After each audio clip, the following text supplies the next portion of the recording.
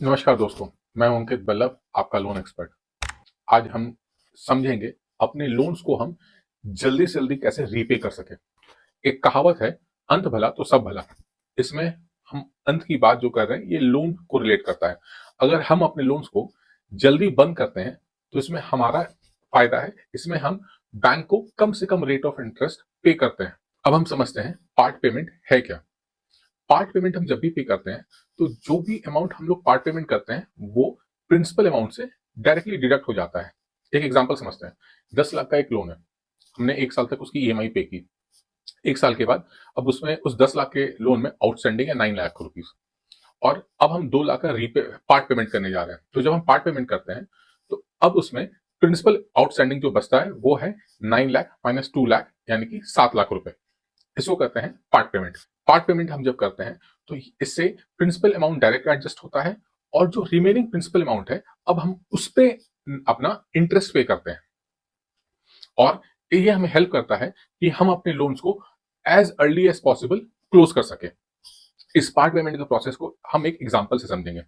For example, एक 25 लाख का housing loan है जो है 20 साल के लिए, और उसकी रेट ऑफ इंटरेस्ट है 9%, और ईएमआई मोटा मोटी है अराउंड 22,500 रुपए। 5 साल के बाद हमें लगता है कि हमारा जो हाउसिंग लोन है उस पे हमारे पास 5 लाख रुपए हैं, सो 5 लाख रुपए का उसमें पार्ट पेमेंट करते हैं। तो अभी तो 5 साल के बाद 25 लाख का हमारा हाउसिंग लोन था, उसमें जो आउटस्टैंडिंग प्रिंसिपल अमाउंट जो बची हुई थी अभी वो थी 22 लाख रुपए। हमने उसमें 5 लाख डिपॉजिट किया, तो अब हमारा फाइनल प्रिंसिपल अमाउंट जो बचता है वो बचता है 22 lakh minus 5 lakh, that is 17 lakh rupees. Part payment करने जाएंगे तो हमारे पास दो ऑप्शन आएगा। पहला, हम अपना ईएमआई रिड्यूस कर ले, या फिर दूसरा हम अपना लोन टेन्योर रिड्यूस कर ले। एक एग्जांपल से समझते हैं कि जब इस केस में जब हमने 5 लाख का पार्ट पेमेंट किया तो नया प्रिंसिपल अमाउंट बचा 17 लाख रुपीज। अब और इस 17 लाख पे हम अपना जो रिमेनिंग टेन्योर है 15 साल का वो रखते हैं, तो उसकी न्यू ईएमआई बनती है लगभग 17,200 रुपए। ऑन द अदर हैंड, जब हम अपना ईएमआई अमाउंट पहले पिछली बार जैसा 22,500 रखते हैं, तो उसमें हमारा जो लोन का टेन्योर, जो लोन का समय वो कम होता है, वो हो जाता है 9 साल। इस एग्जाम्पल में हम लोग साफ साफ देख सकते हैं कि अगर हमारा ईएमआई अमाउंट 17,240 रुपए होती है 15 साल के लिए, तो हम टोटल 31 लाख रुपए ऑलमोस्ट पे करते हैं लोन के अंतर। वहीं पे जब अगर हम लोन का टेन्योर रिड्यूस करते हैं और प्रिंसिपल और ईएमआई अमाउंट सेम रखते हैं, तो हम लोग टोटल अमाउंट जो ईएमआई में पे करते हैं वो है 24,30,000 रुपए। तो इसमें हमारा टोटल सेविंग होता है 6,73,000।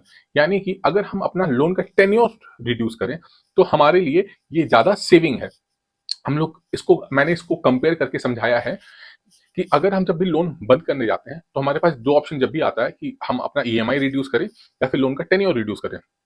तो इसमें क्या क्या अंतर है, अब हम समझेंगे क्या बेटर है, हम लोग ईएमआई रिड्यूस करें या फिर टेन्योर रिड्यूस करें। तो पहला है फाइनेंशियल आराम। अगर हम अपना ईएमआई रिड्यूस करते हैं तो हमारे पास एक हमेशा प्लस पॉइंट रहता है कि हमारा ऑल ऑफ सडन एक रिलैक्सेशन मिलता है कि ईएमआई हम कम हो गई है। लेकिन अगर हम टेन्योर कम करते हैं और ईएमआई सेम रखते हैं तो इन अ लॉन्ग रन ये हमें काफी फायदा देता है, क्योंकि हम कम से कम ब्याज बैंक को पे करते हैं। इंटरेस्ट की बचत, अगर हम इंटरेस्ट अगर अगर हम प्रिंसिपल अमाउंट कम करते हैं तो इंटरेस्ट जो हम बैंक को पे कर रहे हैं उसमें ज्यादा फर्क नहीं आता है। ऑन द अदर हैंड, जब हम टेन्योर कम करते हैं तो उसमें हमारा जो बैंक को पे किया हुआ इंटरेस्ट है वो काफी कम हो जाता है।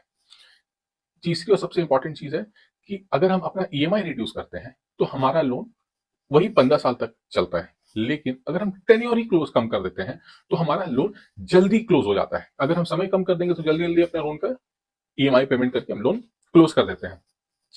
मंथली ईएमआई में ये तो है, जैसे ईएमआई जब हमारा कम होता है तो हमारा एक फाइनेंशियल बर्डन भी कम होता है कि अगर हमारे कुछ प्लान्स हैं, कुछ पैसे कहीं और इन्वेस्ट करने हैं, तो हमारा ईएमआई बर्डन तो कम हो ही जाता है। लेकिन अगर टेन्योर हम कम करेंगे और ईएमआई सेम रखेंगे तो इन लॉन्ग रन हमें हाँ ये फायदा है कि हमारा लोन जल्दी बंद हो जाएगा। अगर आप एक शॉर्ट टर्म बेनिफिट देखना चाह रहे हैं तो इट इज गुड फॉर दोस्त पीपल जहाँ पे हम लोग शॉर्ट टर्म थोड़ा रिलैक्सेशन चाह रहे हैं कि हमारा लोन का जो बर्डन है वो थोड़ा कम हो जाए। लेकिन एट द सेम टाइम जब हमारा टेन्योर कम होता है तो हमारा फाइनेंशियल बर्डन तो कम नहीं होता है, लेकिन हाँ इन लॉन्ग रन लोन हमारा जल्दी फ्री हो जाता है। अगर आप ढूंढ रहे हैं, और जो हमारा लास्ट पॉइंट है कि कैश फ्लो से पे क्या असर पड़ेगा, अगर आप चाह रहे हैं कि हमारे पास अभी लिमिटेड पैसे हैं, अभी हमारे पास लिमिटेड सोर्स ऑफ इनकम है, तो हम अपना पार्ट पेमेंट करके ईएमआई कम कर सकते हैं। लेकिन अगर आप चाह रहे हैं कि नहीं नहीं, आपके पास एम्पल ऑफ कैश है, तो आप अपना टेन्योर शॉर्ट कराइए, ताकि आप अपना लोन जल्दी से जल्दी बंद कर सके और कम से कम बैंक को इंटरेस्ट पे करें। दोस्तों, जब भी हम पार्ट पेमेंट करते हैं, चाहे हम अपना ईएमआई कम कराएं या टेन्योर कम कराएं, आउटपुट तो एक बात पक्का है कि आपका बैंक को देने वाला ब्याज कम होता है। सो गुड पार्ट इज कि आप कृपया करके अपने लोन का पार्ट पेमेंट करने का कोशिश जरूर करें। इससे आप बैंक को कम से कम इंटरेस्ट रेट पे करेंगे। इस पूरे डिस्कशन को एक मैं गुड न्यूज से क्लोज करना चाहूंगा। आरबीआई की दोस्तों एक नई पॉलिसी आई है जो इंप्लीमेंट होने वाली है 1 जनवरी 2026 से, जहां पे आपके पार्ट पेमेंट का कोई भी चार्ज नहीं लगेगा।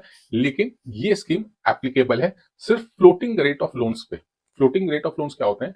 हाउसिंग लोन और लोन अगेंस्ट प्रॉपर्टी, ये सब जो लंबे टेन्योर के लोन्स होते हैं, सिक्योर्ड लोन्स होते हैं, ये डायरेक्टली लिंक होता है रेपो रेट से। तो ये जो रेपो रेट से लिंक्ड लोन होते हैं, खासकर हाउसिंग लोन और लोन अगेंस्ट प्रॉपर्टी, इस पे 1 जनवरी 2026 से कोई फोरक्लोजर चार्ज नहीं लगेगा, या फिर कोई पार्ट पेमेंट चार्ज भी नहीं लगेगा। इससे आपका फायदा क्या है? मान लीजिए आपने एक लोन लिया था हायर रेट ऑफ इंटरेस्ट से किसी एनबीएफसी से, मे बी 11% पे। अभी आपको पता चला कि ये आपका जो लोन है, ये आप कहीं से बैलेंस ट्रांसफर करा सकते हैं किसी बैंक से 9% पे या फिर 8% पे। तो अगर आप वो ट्रांसफर कराते हैं, तो पिछले लोन पे कोई फोरक्लोजर चार्ज नहीं लगेगा और आपका लोन ट्रांसफर हो जाएगा लोअर रेट ऑफ इंटरेस्ट वाले लोन पे। इससे आपके पैसे भी बचेंगे और आप अपना ईएमआई भी कम कर पाइएगा। सो इसका नेक्स्ट ईयर से पक्का बेनिफिट लें। तब तक के लिए धन्यवाद।